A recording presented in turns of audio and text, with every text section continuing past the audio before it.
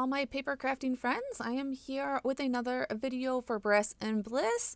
I am pretty excited about this one. We had to use nesting dies this month, and I definitely had fun with this. If you haven't seen my last video, go back and check it out. I will put it in the eye up there. But we are going to be using our oval dies this one. These are the Swanky ones, I think is what it is. Yeah, they're Swanky oval dies. I love these. Anyways, just kind of like my last one where I used the arch ones and I used every other one. This is kind of what I'm doing again this one, but I'm going to layer tons of paper. These cards are so dimensional, so thick. I loved how they turned out.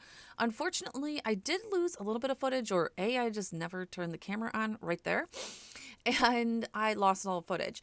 But I literally just took every other oval nesting die and cut it out of several different pieces of paper and kind of matched them up on top of each other. I think you guys can kind of get what I'm saying there. It definitely shows when I turn this back over. And then I used... At first, I was just going to make one card, and I'm like, wait, I have the negatives of all this. So this was the original card I was going to make, where I was just going to stack a bunch of dies. And I'm like, wait, I have like, what am I going to do with all the negative pieces? You know, I hate wasting paper. So I was like, I'm going to make 2 cards. All right, so this card is going to be the insides of those ovals, and my other card you're going to see is going to be like the negative pieces, and I'm going to stack those also. I really don't know which one was my favorite, to tell you the honest truth. They're both so adorable. This was a pretty easy card to also put together, especially because you get 2 out of the same sets of paper, pretty much. We're also using our bunches of flower dies, and I literally just cut these out of white. I did not want them to stand out. Oh, I mean, not like stand out. I didn't want them to get lost, actually, is what I wanted to say there.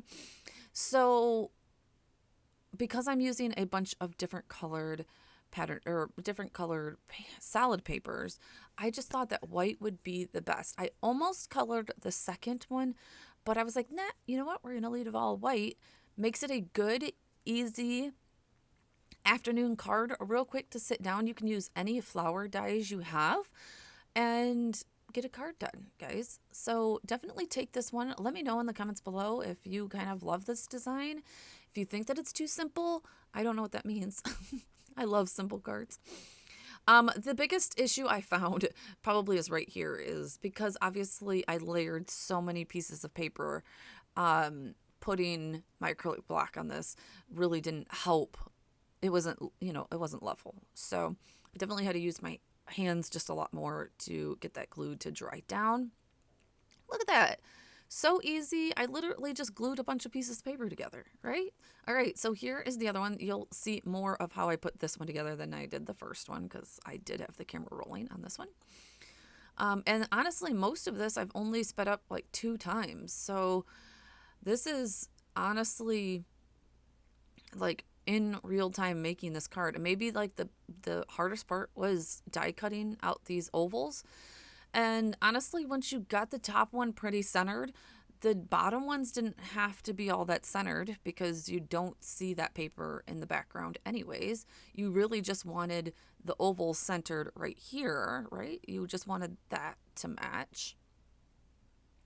And everything went from there. So if you have like a coordinating paper pack, that is the best way to go about this, because the experts have already done the work for you and color coordinated the paper packs for you. So I did use like a darker pink, a lighter pink, a darker orange, lighter orange, as you can see there, and kind of staggered those. And I think that just made the perfect little cheery card. Then I just put this on a 4 1/4 by 5.5 card base, of course. I did have to cut this down a little bit. You're going to see that because honestly, I wasn't that worried about getting the ovals in the back all lined up perfectly. And there was a few that were a little bit off, but I just cut this back down to the original card base. So really the first card base is the one that you definitely want to get, measured correctly. Like you want it even on both sides, top and bottom type thing. The other ones you just need kind of close at that point. All right, so we're going to glue that down with our Barely Arts glue here. And then honestly, this one, I just used one of the flowers. I did feel like in the first flower, the white on white was kind of getting a little lost in some of the flowers, which is why I did consider on this card coloring it a little bit. But so this one, I just used one of these, like dandelion flowers. And it looks like I've been having a little bit of problems with my die cutting machine. It's not the dies. It's my die cutting machine that's not getting the intricate. I don't know. I think it's actually my magic mat that is not allowing the dies to cut all the way through, to tell you the truth. But you can see there, I was about to use that. And then I said, you know what? Nope. I kind of like just one. Then we are going to go through with some sentiments, and I always tell you Brass and Bliss is one of the best out here. I mean, there's a few other good companies, I think like Pink Fresh and stuff, but Brass and Bliss I feel like has such great sentiments, different fonts, different looks, and now with a lot of their sets, they are doing dies with all of their sentiments also, so be on the lookout for that one. I did use two different ones. Ooh, I will link them below because I'm having a mind blank right this second of where I got them from. I think it was two different floral sets that I used these ones from.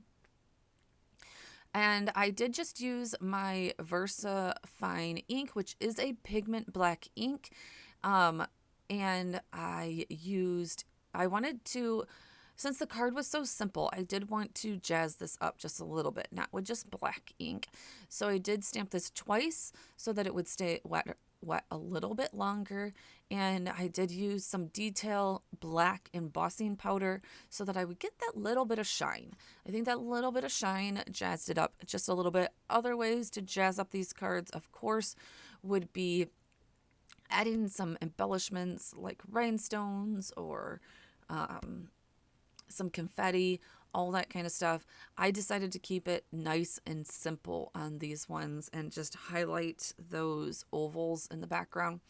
But this does give you a nice little shine. You can see right there, like right there, nice little shine, and just, bumps up your cards in just little itty bitty ways. So one, I made a birthday card, this one.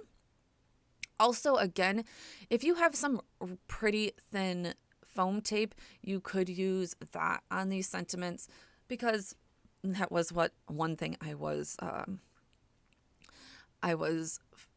coming into problems with, was just the dimension of it all. But honestly, at the end of the day, my sentiments stuck just fine with some liquid glue, guys. After using copy paper, guys, I finally ran out and got one of those like jewelry tray type things. I think this one is for like embellishment / embossing, so that I can use tray and not have to use copy paper all of the time. So I am excited about that. I've always used like a coffee filter, but Hobby Lobby had a little sale going on theirs, and it was, I think, like $4.99 to begin with, and so it was like $2. I mean, you can't do any better than $2, right? So I finally got one of those, so you guys don't have to watch me use my copy paper anymore. All right, we're going to die cut those out, and you're going to see that these dies cut so close. I love them. They don't leave huge white edges around the sentiments. And we're going to glue those on. And honestly, there we go. There is our, the one of them is, and you know what? I don't even know how to pronounce that one. Hellebore. I think it's what it is, the Hellebore Floral Die. Again, like I said, I will link everything in the description below, so please check that out. There you go. And as you can see right there, I was just like using my fingers real quick to hold down that sentiment for just a smidgen longer. Which one is your favorite? The insides or the outsides? I am still, I think, the outsides. I think I'm still the outsides. Let me know in the comments below, and I will see you guys in my next paper making adventure. Talk to you soon. Bye.